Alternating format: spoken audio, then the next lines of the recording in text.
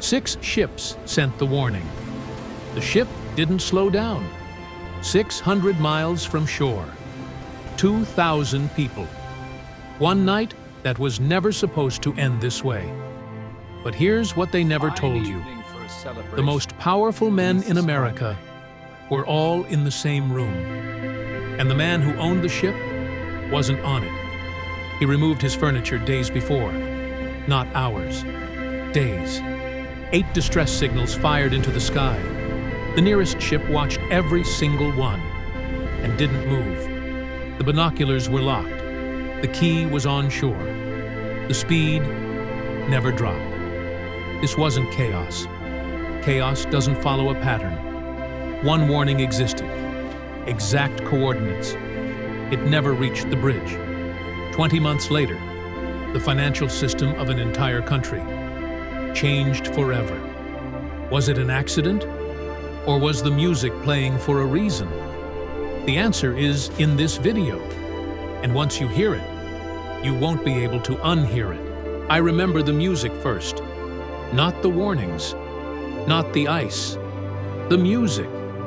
And that detail, small as it seems, is the reason over 1,500 people never came home. My name is Harold Bride. I am 22 years old. And tonight is the 4th night of the maiden voyage of the largest ship ever built. The radio room is small, metal walls, one lamp, the smell of electrical wire and machine oil, always in the air. Outside this door, 1,200 people are living inside a dream. First-class passengers are dining on fresh oysters, roasted lamb, chocolate eclairs prepared by a French chef. The grand staircase glows like a cathedral. The orchestra plays, and nobody up there is thinking about what I'm reading. The first message arrives in the morning. SS Coronia. Routine traffic. Bergs, growlers, and field ice. Latitude 42. North. I write it down. Pass it to the officer on duty. That's the procedure. That's always the procedure. But here's what nobody told me that morning. This would not be the last message. Not even close. By the time evening came, we had received not 1 warning. Not 2, not 3. At least 6 separate ships had contacted us about ice in our exact path. 6. SS Coronia, SS Baltic, SS America, SS Mesaba, and finally, SS Californian. 6 different captains, 6 different crews, all saying the same thing. There is ice ahead. And yet, the ship didn't slow down. Not by a single knot. At 9 p.m., I can hear the music through the walls. Wallace Hartley and his orchestra are playing a waltz. Somewhere above me, John Jacob Astor, the wealthiest man on this ship, is dancing with his young wife, Madeleine. Benjamin Guggenheim is laughing at something. Isidor Strauss is holding his wife's hand. These men control more money than most governments. And tonight, they are all in the same room, in the same ship, on the same ocean. I didn't think about that then. I should have. One of those 6 warnings would later be described by investigators as the message that should have changed everything. It contained precise coordinates. It placed the ice field directly across our route. It was received. It was logged. And then it disappeared. At the time, I thought it was an oversight. Later, I wasn't so sure. Here is something they don't tell you in the history books. That night, my primary job was not safety.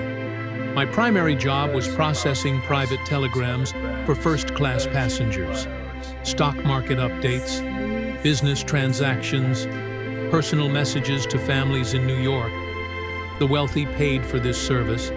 The company expected it delivered. So, when the ice warnings came in, they competed for attention with a telegram about someone's dinner reservation in Manhattan. And the dinner reservation didn't sink the ship.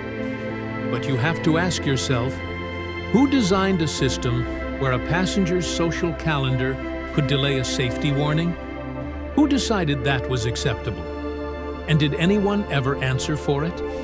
At 10:55 p.m., 45 minutes before impact, SS Californian sent its final warning. The ice field was close, very close. I was exhausted, overloaded, behind on the commercial traffic. I responded with 4 words. Shut up, I am busy. Californian's radio operator switched off his equipment and went to sleep. Think about that. The one ship close enough to save everyone went silent. Because I told them to. I've thought about that moment every day since.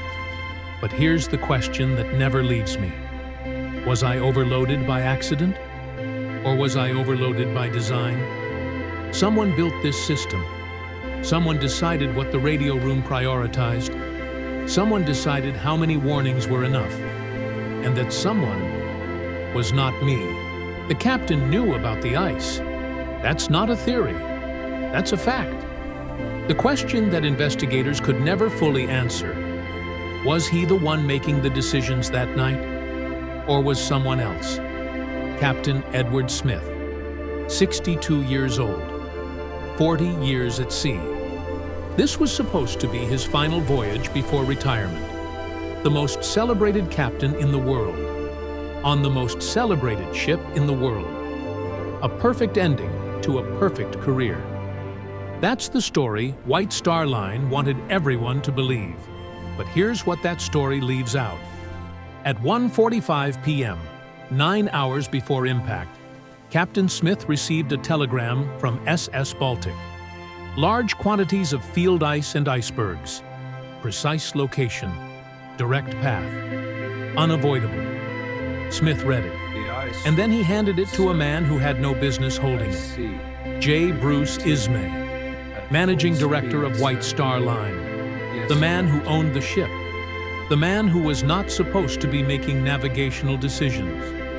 Ismay read it, smiled, and showed it to 2 first-class passengers, like a curiosity, like a conversation piece at a cocktail party. Look how far we've come already.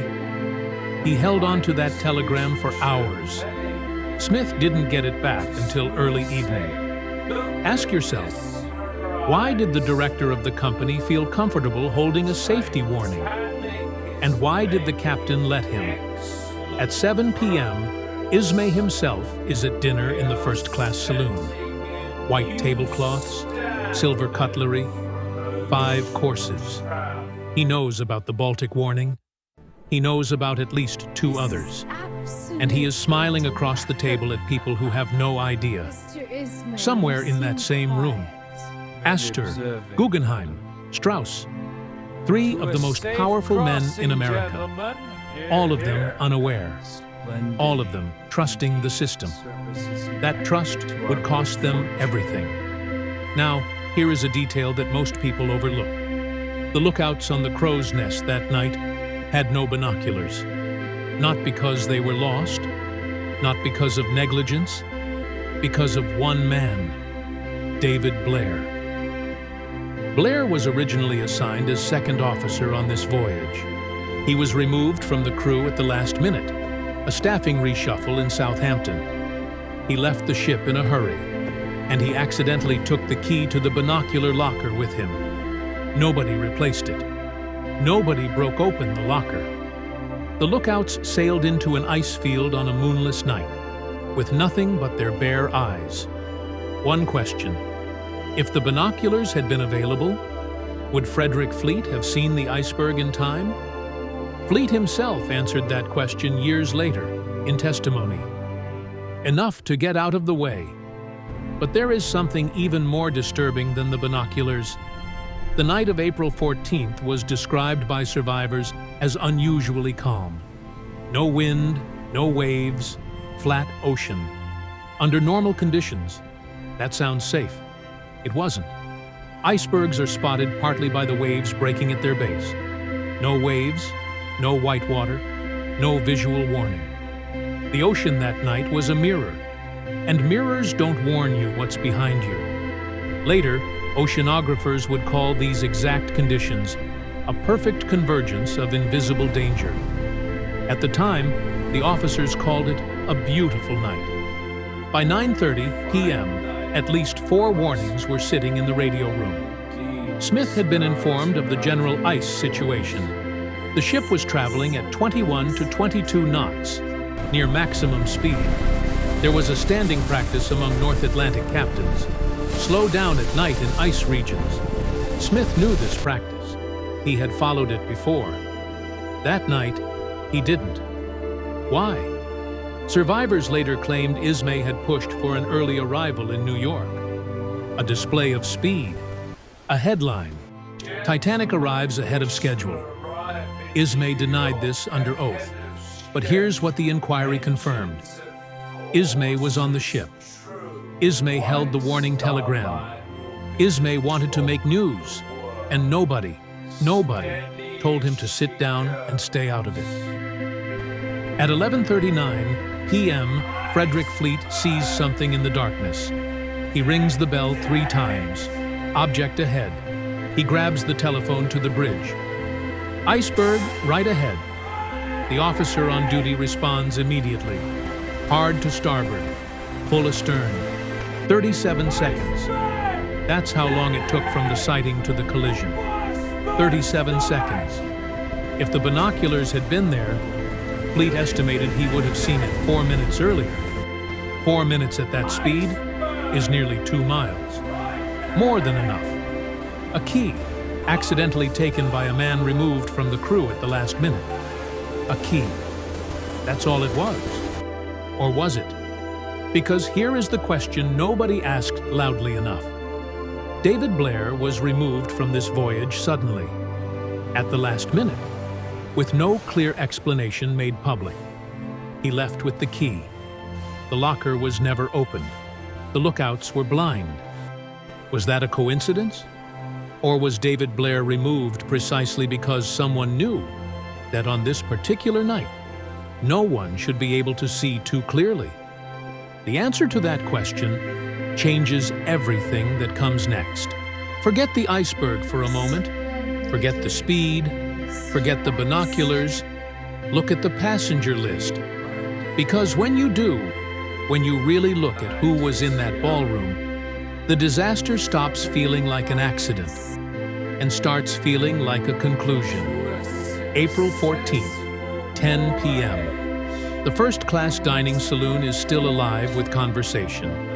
Crystal glasses, candlelight, the smell of expensive perfume and cigar smoke, and in that room, a concentration of private wealth and political influence almost impossible to explain by chance.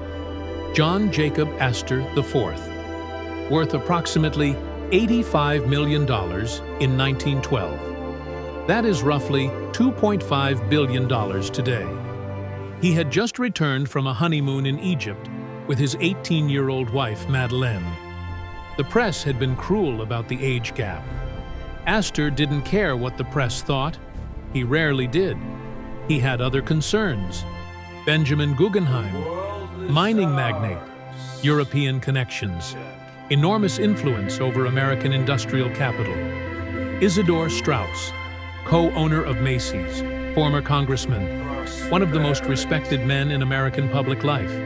3 men, 3 fortunes, 3 voices that carried weight in rooms where decisions about money, real money, were made. And here is the detail that changes the texture of everything. All 3 of them had openly questioned the idea of a centralized American banking system, a system that, at that exact moment in history, was being quietly pushed through Washington by people who were not on this ship. At 10:15 p.m., Guggenheim orders another brandy. He is in conversation with his personal valet. Astor is helping Madeleine find a comfortable chair. She is pregnant, and the night air has made her tired. Straus is sitting quietly with his wife, Ida. They have been married 40 years. They hold hands like people who have run out of reasons not to. None of them know they have less than 90 minutes left. None of them know that while they sit here, their absence from the future is already being built. Now, we need to talk about the most important passenger on this ship, the one who never boarded, John Pierpont Morgan. J.P. Morgan personally financed the construction of Titanic through his company, International Mercantile Marine. He controlled White Star Line. He essentially owned the ship. He had a private promenade suite reserved. He was scheduled to sail. And then, 2 days before departure, he canceled. Official reason, illness. But here is what the official reason doesn't explain. Morgan's personal artwork and antique furniture had been removed from the ship days before the cancellation. Not hours, days. You don't remove your furniture because you feel unwell. You remove your furniture when you know you won't need the room. Morgan wasn't alone. Milton Hershey, the chocolate magnate, purchased tickets, canceled. Alfred Vanderbilt, one of the wealthiest men in America, canceled. Robert Bacon, the United States ambassador to France, canceled at the last minute after waiting on the dock for a replacement document that arrived just in time. Just in time. At the time, each cancellation had its own explanation. Later, when someone put them all on the same list, the explanations started to feel insufficient. Here is the timeline. April 15, 1912. Titanic sinks. Astor, Guggenheim, and Strauss are dead. December 23, 1913. The Federal Reserve Act is signed into law. 20 months. The three most prominent voices of opposition, gone. The legislation passed. Now, is that a coincidence? Possibly. Probably, even. But here is the question serious researchers have never been able to fully close. Was there any other moment in American history where the sudden removal of three specific individuals so directly preceded a fundamental restructuring of the financial system? The answer is no, there wasn't, and that silence is louder than any theory. In 1913, 1 year after the sinking, a man named Louis Pierpont Morgan, J.P. Morgan's son, gave testimony to the Pujo Committee, a congressional investigation into the concentration of financial power in America. The committee found that a small group of bankers, Morgan among them, controlled a significant portion of American industry, railroads, and insurance. The word they used was money trust, an invisible system, built by visible men. And the men who might have fought it loudest were at the bottom of the Atlantic. I'm not telling you what to believe. I'm telling you what the dates say. I'm telling you what the passenger list says. I'm telling you what the furniture removal says. And I'm asking you to sit with one question. If this was all coincidence, why does it follow such a clean pattern? Now, before we go further, I want you to do something. Right now, 2 words. Accident. This means you believe the disaster happened due to human error, overconfidence, and a fatal chain of coincidences. Design. This means you believe the events may have been part of a deliberate plan, where the coincidences only appear accidental. Pick one. Write it in the comments, because in Part 4, we go inside the ship's final hour. And by the end of it, your answer might change. 20 miles away, a ship is sitting still. Its lights are visible from Titanic's deck. Its radio operator is awake. It has enough lifeboats. It isn't moving.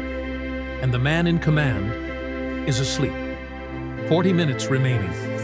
The ballroom is still alive. Hartley raises his bow. Champagne is poured. And on the bridge, First Officer Murdoch stares into darkness so complete he can barely see his hands. No moon, no wind, no waves. The ocean, a black mirror. 22 knots, full speed, ice field. Someone made that decision, and it wasn't the iceberg. At 11 p.m., Californians officers spot a large vessel on the horizon. They try to signal by Morse lamp. No response. At 11:45, the first rocket goes up. White, bright, unmistakable. Then another, then another. 8 rockets total. The universal maritime distress signal, known by every sailor alive. Impossible to misread. Second Officer Stone walks to Captain Lord's cabin. He tells him about the rockets. Lord's response, "Keep watching her." Then he rolls over and goes back to sleep. 1,500 people, 20 miles away, and the closest captain chose to watch. At the British inquiry, Lord claimed the rockets looked like company signals, but his own officer contradicted him directly. Stone testified, "A ship is not going to fire rockets at sea for nothing." He said this to Lord's face. Lord ignored it. And here is what nobody talks about. Despite testimony proving Lord had direct knowledge of the distress signals, he was never criminally charged. He kept his captain's license. Why? Who protected him? And from what? 11:35 p.m. Astor orders a final drink. Guggenheim laughs at something near the fireplace. Strauss and Ida sit together, quiet, unhurried, holding hands. The room smells of wood smoke and perfume, and nobody in that room knows that in 4 minutes, this world ends. Now, I need to tell you something researchers have argued about for decades. This is a theory, but it is a theory with photographs. In 1911, RMS Olympic, Titanic's identical sister ship, collided with HMS Hawk. Damage was catastrophic. The insurance claim rejected. Olympic was ruled at fault. White Star Line was facing financial ruin. And here is where the theory begins. Olympic and Titanic were built in the same yard, by the same hands, identical dimensions, identical layout. Researcher Robin Gardiner spent years comparing photographs from Southampton. Taken the morning Titanic departed. He found portholes that didn't match Titanic's official construction drawings. He found what appeared to be a letter B beneath fresh paint on the hull, where an O should have been. Olympic, not Titanic. Titanic was insured for £1 million. Olympic, after the Hawk collision, was uninsurable.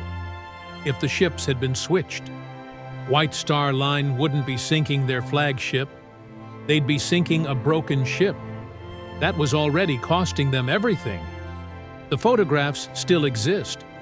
The porthole irregularities have never been officially explained. At the time, no inquiry pursued this line of investigation. Nobody asked why. 11:39 p.m. Fleet sees something in the black. He rings the bell 3 times, grabs the telephone. Iceberg right ahead. 37 seconds between warning and impact. 37 seconds because there were no binoculars, because the speed never dropped, because 8 warnings weren't enough, because a man 20 miles away chose sleep over signal, because a key was in Southampton, because the insurance was already signed.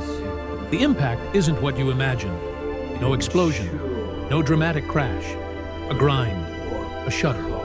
Then, silence. In the ballroom, a few glasses tremble. Someone laughs nervously. The orchestra pauses 1 beat, then continues, because the instruction was clear. Keep playing. Keep them calm. Keep them in the room. Thomas Andrews, the ship's designer, does the calculation in 11 minutes. 5 compartments breached. Titanic could survive 4. He finds Smith. 4 words. She can float 4. Andrews knew the ship would sink. Smith knew. Ismay knew. And for 30 minutes, nobody told the passengers. The first lifeboat launched with 65 seats, 27 people inside. Who decided that? Who got to choose which seats stayed empty? And why, in the middle of the ocean, did it feel less like chaos and more like order. When we finally saw it, it wasn't sudden. It wasn't dramatic. It felt like something that had already happened, like the universe had made its decision and was only now informing us. The grind stops. The ship shudders once. Then, stillness. In the ballroom, a waiter catches a falling glass. A woman laughs. The orchestra continues. And for 18 minutes, nobody tells the passengers anything. 18 minutes. While Andrews and Smith stand together in silence, already knowing, already calculating who survives. The ship is sinking, and the music is still playing. Here is the number that never leaves me. 20 lifeboats. Capacity, 1,178 people. Passengers and crew, 2,224. That means even if every lifeboat launched completely full, over 1,000 people were always going to die. That was the math before the iceberg. That was the math when they left Southampton. That was the math someone approved. Who signed off on 20 lifeboats for a ship carrying 2,000 people? And why did the Board of Trade inspector, who certified Titanic as seaworthy, also sail on the maiden voyage as a guest? His name was Francis Carruthers. He was on board. He survived. Think about that. Midnight. The angle of the deck is just barely noticeable. Astor helps Madeline into a lifeboat. He asks the officer if he can join her. She is pregnant. She is frightened. The officer says no. Astor steps back, straightens his jacket, and watches the boat lower into the darkness. He is never seen alive again. Guggenheim is below deck. He and his valet change into full evening dress. White tie, tailcoat. He tells a steward, "We've dressed in our best and are prepared to go down like gentlemen." And Strauss, a lifeboat officer, offers him a seat. He refuses. He will not board before other men. Ida refuses to leave without him. A witness describes them sitting together on deck chairs, holding hands, as the water rises. 3 of the most powerful men in America, all gone by morning. All replaced by a world they had argued against. 6 hours after the sinking, J.P. Morgan is photographed in France, healthy, composed, having breakfast. The Federal Reserve Act passes 19 months later. The opposition is gone. The hearings that follow the disaster produce thousands of pages of testimony. Ismay is questioned. Lord is questioned. Surviving officers are questioned. But certain questions are never asked. Nobody asks why Morgan's furniture left the ship before he canceled. Nobody asks why the binocular locker was never forced open. Nobody asks why Californian's captain faced no criminal consequence. Nobody asks who decided the first lifeboat should launch at 40% capacity. The questions existed. The answers were never pursued. And in the silence between the question and the answer, history moved on. Remember the first warning. 9 a.m. SS Caronia. Bergs, growlers, field ice. Routine, logged, passed on. And remember what I told you at the beginning. One of those 6 warnings would later be described as the one that should have changed everything. That warning was from SS Mesaba, sent at 9:40 p.m. It contained the exact coordinates of the ice field. Not approximate, exact. It never reached the bridge. It sat in the radio room, buried under private telegrams for first-class passengers, while the ship sailed directly into the location it described. That warning existed. It was received. It was never delivered. And no one was ever held responsible for that. Here is what I believe. Not as conspiracy, not as theory. As a man who was in that radio room, I don't think anyone detonated a bomb. I don't think there was a meeting where men drew straws. What I think is quieter than that, and more dangerous. I think a system was built where profit mattered more than safety, where the comfort of 200 first-class passengers outweighed the survival warnings of 6 separate ships, where a lifeboat capacity of 50% was considered acceptable, where the right people survived and the right people didn't, not because of a plan, but because of a structure. Structures don't need villains.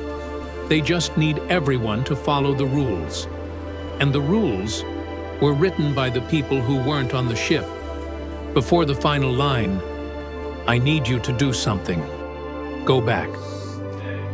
Find the moment in Part 2 where we talked about David Blair, the officer removed from the crew at the last minute. Watch it again, because there is one detail in that story that connects directly to the Californian, to the rockets, to the silence. Most people miss it. Leave your theory in the comments. What did Blair's removal actually guarantee? 1,517 people, one night, one ship, and a music that never stopped.